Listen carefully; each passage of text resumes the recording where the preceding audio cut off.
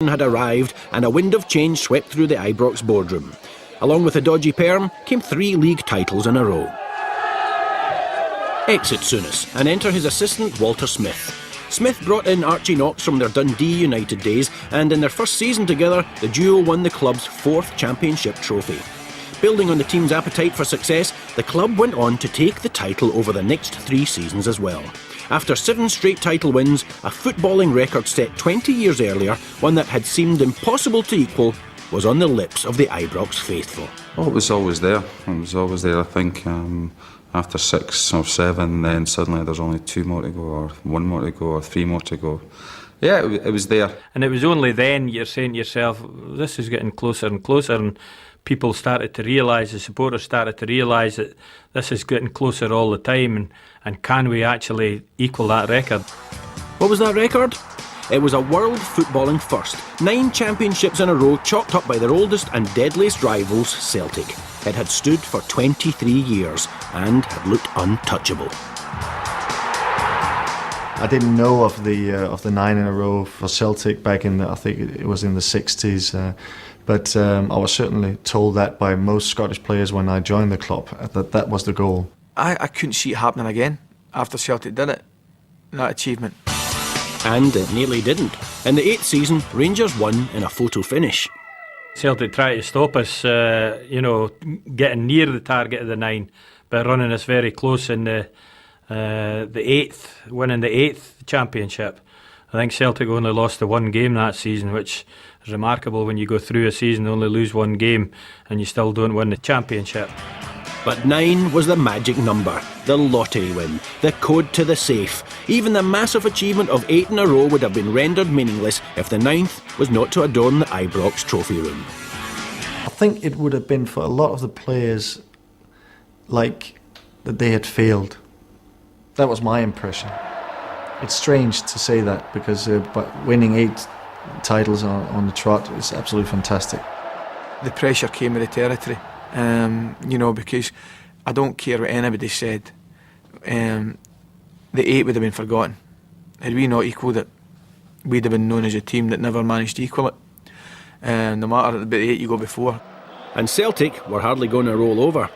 9 was as cherished a numeral in the East End as it had become in the south side of Glasgow. But with some of the team looking ready to be put out to grass, could Rangers produce the goods one more time? Oh, I don't think you can be totally confident that you're going to do it. But we were confident enough in that group of players that at least they're going to give it the best go ever. You know, they'd been to the well quite a few times, these players, and you were asking them to go one more time, if you like. And we had, as everybody knows, a fairly ageing squad at that particular time. It might have been an ageing squad, but it did have a secret weapon. Gaza. A genius on the field and as mad as a plum in a pear tree full of figs off it. Obviously the obvious one's about the fish in Gordon Jury's car.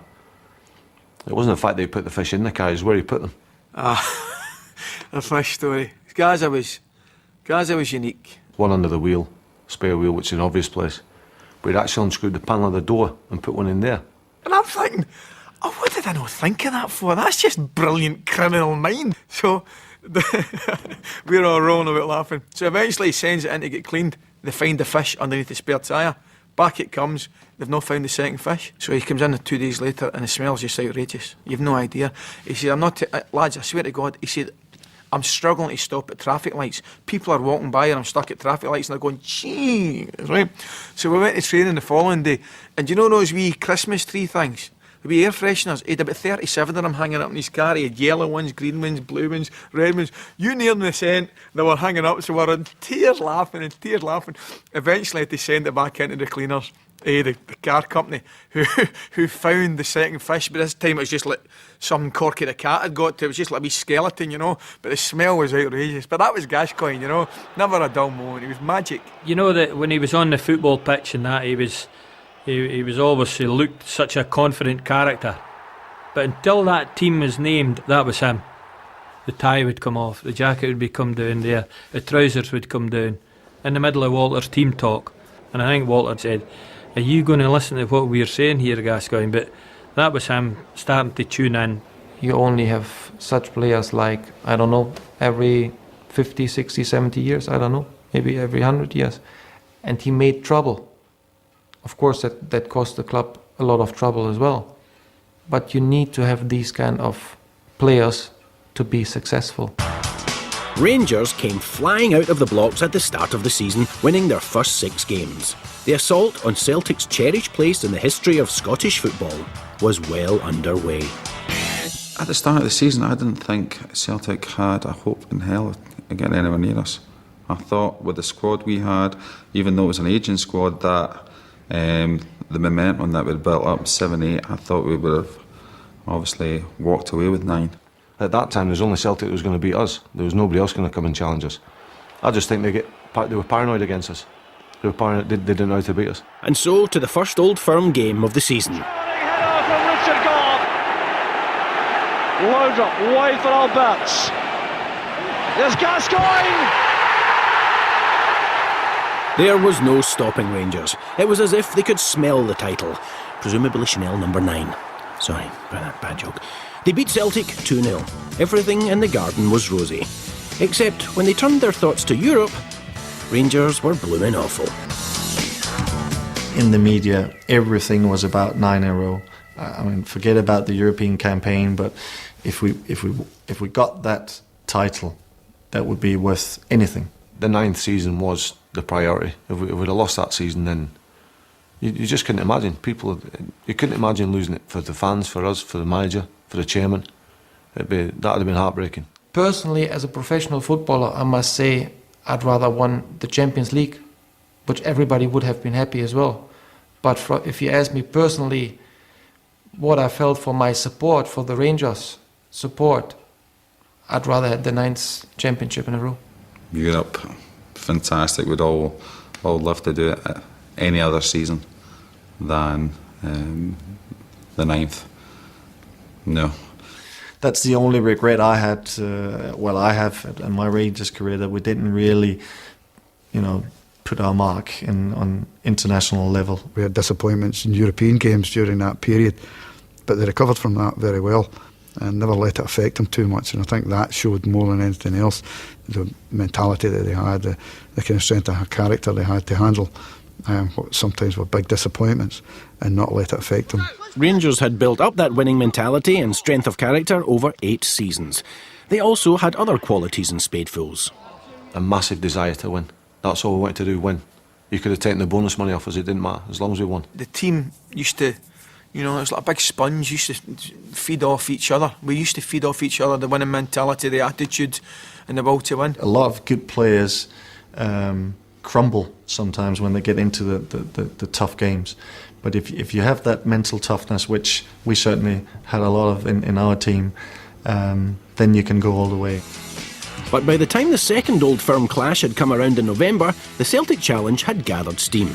11 games into the season, and with 26 points apiece, Celtic shimmied ahead in goal difference. The stakes had just been upped. We knew this game can turn things around, definitely. I mean, if we lose this game, then we will be trailing Celtic, and they will have the upper hand. And so psychologically, that game, I think, was the most important. Too right it was. And the match was scheduled for Celtic Park, Fortress Parkhead. But we're never going to outplay Celtic at Parkhead, we all knew that, so it's a hard place to go. And as long as we were organised against them and we could defend and our keeper was capable of making the odd save or two, we knew we would get a chance. And we always believed we would score. The amount of times we came away from Parkhead winning 1-0 after getting a doing was ridiculous. There's a slip by O'Neill and Laudrup's away and Rangers look for a goal and get one in the 8th minute from Brian Laudrup. And such self-belief was the difference between the two sides. Rangers won 1-0. With 2 wins in the bag over Celtic and victories against Aberdeen, Dunfermline and Hearts, Rangers built up an 11-point lead by Christmas. So plenty of room for a wee celebration then. Except they didn't count on a grey-haired man in a waistcoat. Walter Smith, the gaffer. What did Walter do? Walter Smith cancelled Christmas. Managers have got that power. They can cancel Christmas. Not within one household, but Christmas parties were cancelled that year. We were livid because the whole thing was arranged and all the boys looking forward to it. They cancelled it and that was it. And once he cancelled, there was no appeal, no case for the defence. There was nothing. That was it. We just had to go on with our work. It at least gave me a night's sleep that I normally lost when I knew it was a Christmas day out. But I'll tell you something, and what he doesn't know, what a Christmas day we had out in January. Despite suggestions that Rangers' team spirit came in bottles, there was no doubting their incredible camaraderie and thirst for titles. The team who drinks together, wins together, which was a famous one that got sort of placed in the camp. We certainly had good times. We certainly went out for lunch that lasted 3 days. Well documented. But then on Saturday we come out and win 3-4-0 and play really well. I think it's a fallacy been built up and a dream been built up that our team were out having lunchtime sessions, going for lunch and having a few beers and a glass of wine 3-4 days a week. I've never heard so much nonsense in all my life. They took me into a pub and everybody was drinking a beer, and that was new for me because I'm a professional football player. I don't drink, but to that time I smoked already. So I thought, well, if they drink, I can smoke, no problem. And it was, you could see, they didn't believe that I was smoking. They said, well, you're a professional football player, how can you smoke? And I just said, well, how can you drink? But I realised early on in my Rangers career that I just couldn't do it, because if I had to perform well on the park, then I had to pick out the lunches, and I couldn't join the players every week. That's for sure. It was too tough on my body, really. Days out released steam from the pressure cooker of their chase for the ninth, and wind-ups were the chosen pastime. Everyone was fair game, including the kit man affectionately known as Doddy. We used to go up to St Andrews and the bill had probably come to 8, 9, 10, 11,000 pounds for 8 of us for a weekend. But remember one, it was a Tuesday morning, we came back in training, and old Doddy, God bless him, old Doddy, he was up with us. And the gaffer had got the list with all the room bills, the room charges. So Gerard McCoist, Gorham, £84.50. Gerard McCoist, £1.20. Jukebox, £85.60. Doddy, £3,955. The boys have been putting everything on Doddy's bill.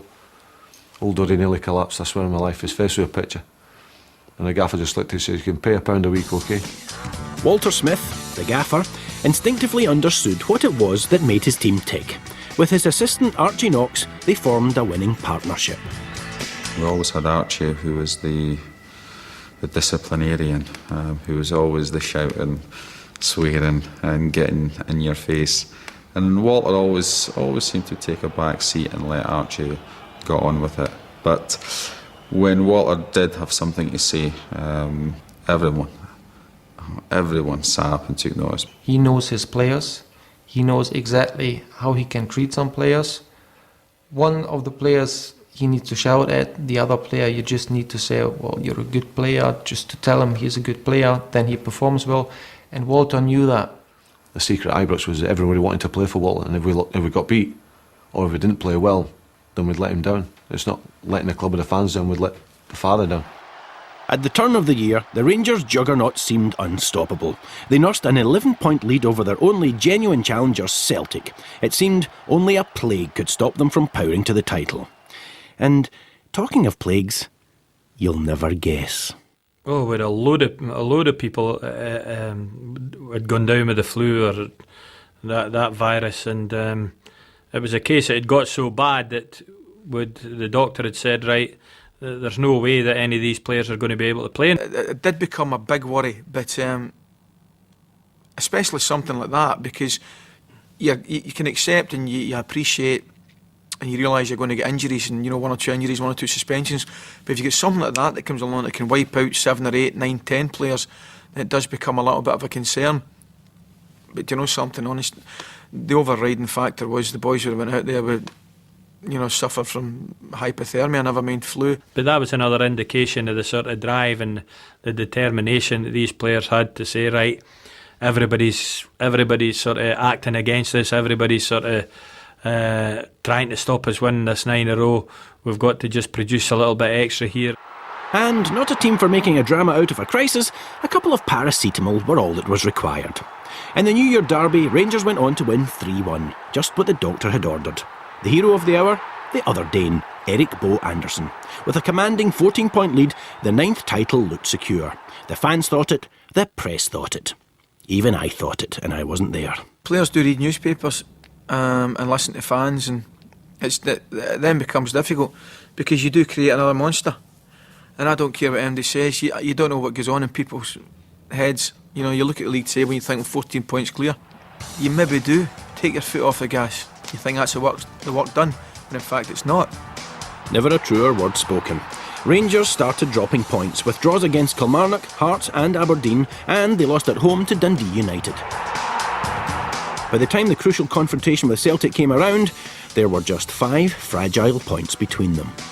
Sometimes pressure can be too much, and at some point I felt halfway through the season that I think we were maybe a little too motivated in some games, because we really wanted to deliver, and sometimes motivation is a good thing, but to be too motivated is a bad thing.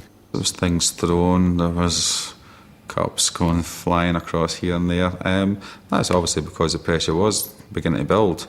We were fighting at training every day over the 5-a-side games, and I mean fisticuffs, and then that would be it, finished. We got on with a cup of tea and away train the next day. You see people complaining about spats on training pitches and that, then we had more than our fair share of that. But that was just an edge to the training that resulted in players maybe falling out with each other, a bad tackle or whatever. But it just emphasised the edge there was in everything they did. I've belted players at half time. We have fights in training. That's because we care. And Walter was no different. Archie Knox and Coyce had a few scuffles in the dressing room because they care. If you go through a season or 9 seasons with that pressure under, if you don't end up having an argument or having a wee scuffle now and then there's something wrong, because that's what keeps you going. You're on the edge all the time. By March, Rangers were flirting with disaster as they prepared for back-to-back Celtic Park showdowns, including the match that would surely decide the championship. But before that, the quarter-final of the Scottish Cup. And there was another plague, this time of injuries. And worst of all, Rangers talisman Paul Gascoigne had picked up an ankle knock and still had the same tailor. Paul needs to be playing. Everyone needs to be playing, but more so Paul needed to play to keep himself sane, to keep himself obviously away from the off-field distraction. And Paul just gets bored very, very easily. And when Paul gets bored, well, Paul gets distracted. With time on his hands, Gaza went on a week-long bender with his showbiz pals. I think the collective noun might be bevy. Celtic were desperate for victory. They had lost all 3 meetings with their oldest rivals that season, and the Scottish Cup was a chance for revenge. That day, Celtic did their customary huddle before and after the game. The huddle. Didn't enjoy that. It's one of them things.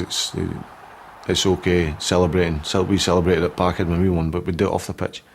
And when they did that was kind of taking the piss a wee bit. And I thought that showed a little bit of disrespect to everybody at Rangers. But I know that sometimes in Old Firm games there can be circumstances where you get carried away. Celtic had lost the previous 3 league games, so therefore, that happened. But it did give me an opportunity to use that as a kind of motivational tool. There was no way we could have handled that again. We just didn't want that to happen. And in a bizarre way, as crazy as it might sound, and especially in the league campaign, it might have been the best thing that happened to us. Suddenly, the tide had turned. The showdown at Celtic Park in 10 days' time threatened to wash away Rangers' 9-in-a-row dream. Victory for Celtic would close the gap to a wafer-thin 2 points and leave the Hoops with all the momentum. Out was McCoist. Out was Gascoigne.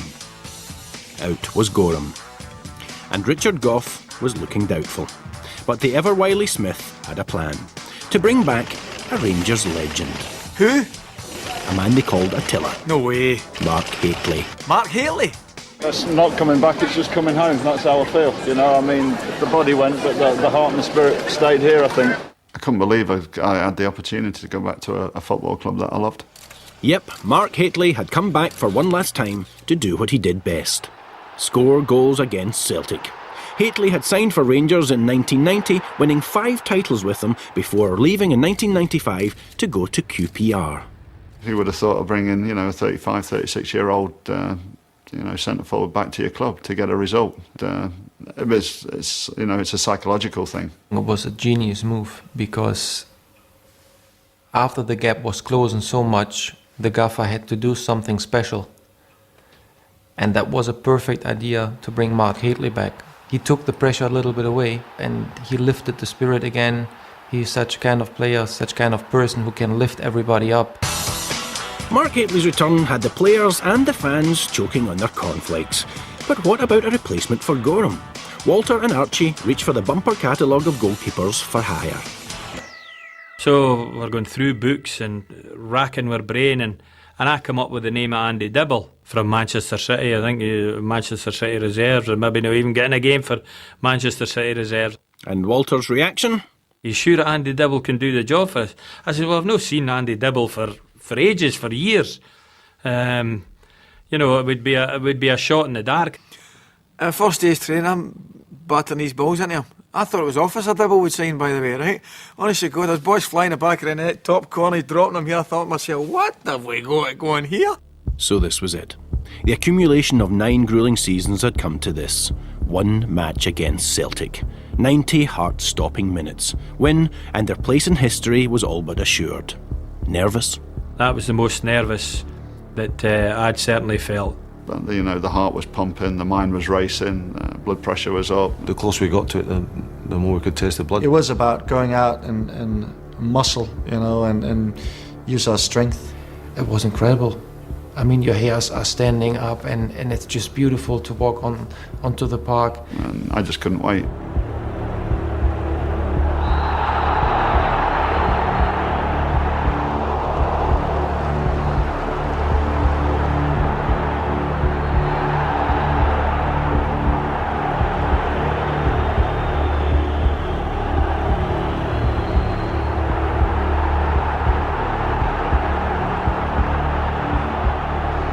Giant coming through, the goalkeeper's off his line.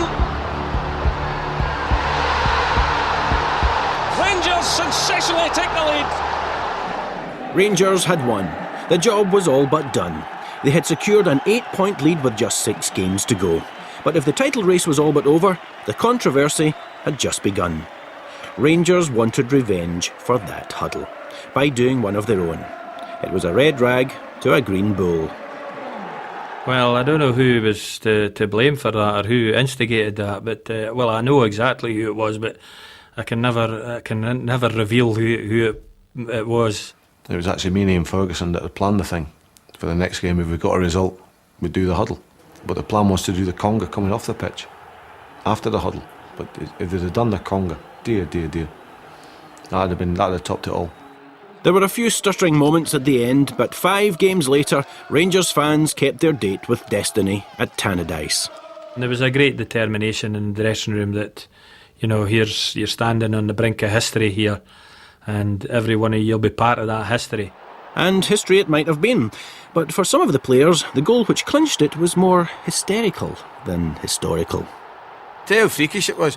Charlie Miller's left foot crossed the ball and Brian Laudrup's head finished it off. Now, it was bad enough seeing Charlie out in the left wing, crossing the ball with his left foot, but you see Laudrup attempting to get his hair in a mess. That's my lasting memory in 9 in a row. I think I've scored 2 or 3 goals throughout my whole, 15-year-old career with a head, so obviously it was just meant to be, I think, and it was fantastic. Rangers hadn't just won a title, they had exorcised a ghost. They had equalled Celtic's remarkable 9-in-a-row run. It really was just genuine, more than anything. You could just see the relief, and I'm sure Walter got about 5 or 10 years knocked off his looks there. He went from the old man to the young man. Well, I don't even happiness didn't come into it at that stage. It really didn't come into it at that stage. It was just like somebody moving something off your shoulder, somebody taking a weight off your back. After winning that title, it was just like, we'd done it for our fans, for the club, for ourselves, obviously, and we knew that now that the fans would be happy about that, achieving that record, something that will never happen again. The special, I could sit here for 3 weeks and try to explain to you. It's a difficult thing to explain. And the bunch of boys that I played with, certainly loved it. Loved every second of it. The battle was over. So, let the party begin. 6,000 fans formed a welcome committee when the team arrived back at Ibrox at 1 o'clock in the morning. They'd smelt this. They had it in their nostrils from the end of the 8th season that this was to be the big one, and that they were going to. Nothing was going to stop them. I mean, it was a monkey in our back, but it was a monkey that you could never avoid. And put it this way, it was a great monkey in our back, because if we didn't have the monkey in the back, we wouldn't have been going for it. I don't think it'll ever be done again. You can never say that, but and as I say, in modern times, I don't think it'll ever be done again. And what a way to do it. Football's different now. They're so professional and so. I'm actually glad I'm not playing now, because I couldn't have handled it that way. Sparkling water and pasta. I'm glad I played in the 90s when we had a laugh and a carry on and a drink and won. But Coyce always said to us, his goal, he said, we've got all the medals we want, we've got all the shirts we want. We used to swap shirts all the time. We've got all the shirts, all the medals we want. He said, but